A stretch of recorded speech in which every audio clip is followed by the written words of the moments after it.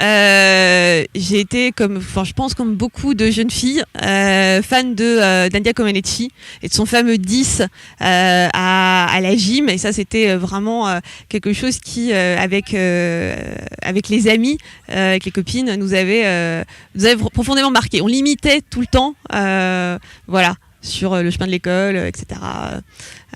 Voilà. Mon local à moi, il est un peu grand parce que c'est la région, mais je pense à une jeune femme qui vient d'être médaillée d'or, qui est Anaïs Bescon, qui est donc de Bourgogne-Franche-Comté, qui a l'individuel, l'équipe et le mixte. Et je trouvais ça vraiment intéressant aussi que dans certains sports, on puisse avoir des compétitions mixtes qui ne hiérarchisent pas la place des filles et des garçons. Et c'est une jeune femme qui a un très beau discours sur le sport, sur son parcours et sur la place des femmes. Évidemment que non. Évidemment que non. Alors ça a pas mal progressé quand même ces dernières années. Je crois qu'on est passé en 3-4 ans de 7% à pas loin de 20 aujourd'hui. Donc la marge la pente de la progression, elle est importante.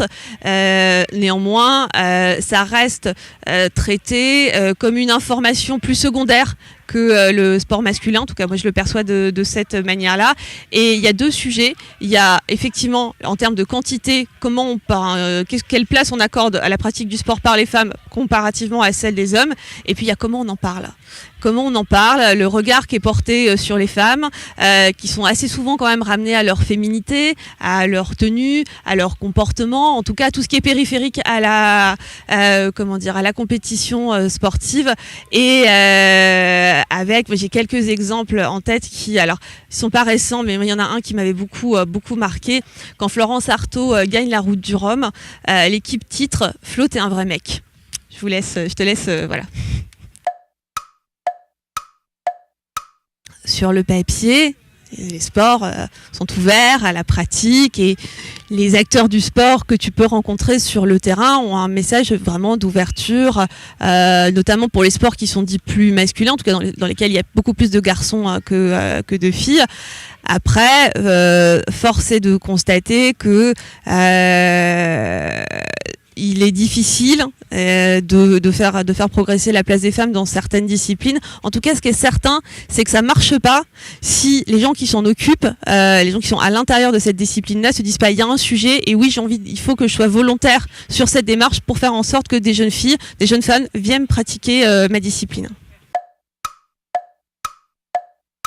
Alors, je suis en train de chercher. On doit avoir une douzaine de DTN dans les fédérations. J'ai plus le nombre de présidentes en tête, mais c'est pareil, elles sont quand même réduites à portion congrue. Les instances dirigeantes sont encore très fortement masculines. Alors, il y a une loi.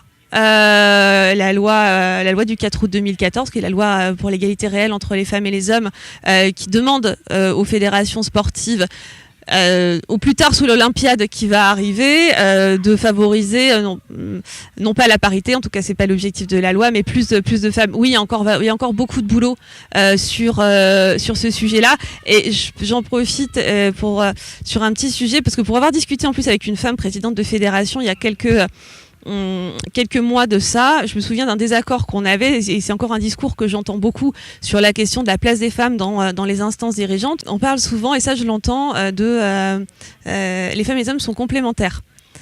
Un discours que voilà, j'ai du mal, avec lequel en tout cas je suis pas d'accord.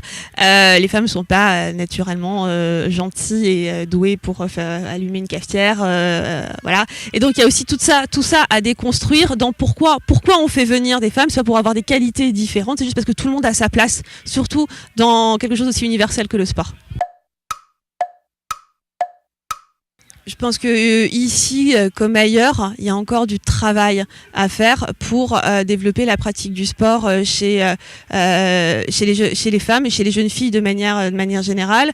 Il faut que les collectivités, que les acteurs publics puissent aussi les soutenir, qu'on fasse attention aussi à la question de l'occupation des équipements sportifs, essayer d'être attentif au fait que les clubs féminins, en tout cas la pratique par les filles, puissent s'exercer, qu'il y ait des vestiaires qui sont en capacité d'accueillir aussi bien des filles et des garçons, parce que c'est pas le cas, et notamment dans de plus petites communes où des bâtiments aujourd'hui ne le permettent pas. Donc il y a encore beaucoup à faire pour faire en sorte de favoriser le développement de la pratique du sport chez les filles, mais c'est pas spécifique au territoire, c'est vraiment partout. Oui, enfin, je fais pas une discipline. Je suis plutôt une sportive du dimanche, du matin ou du soir, et j'aime bien faire, voilà, que ce soit aller nager un peu, prendre mes baskets et courir, faire un peu de muscu chez moi. Voilà, c'est quand j'ai le temps, mais franchement, ça fait du bien, donc ouais, j'aime ça.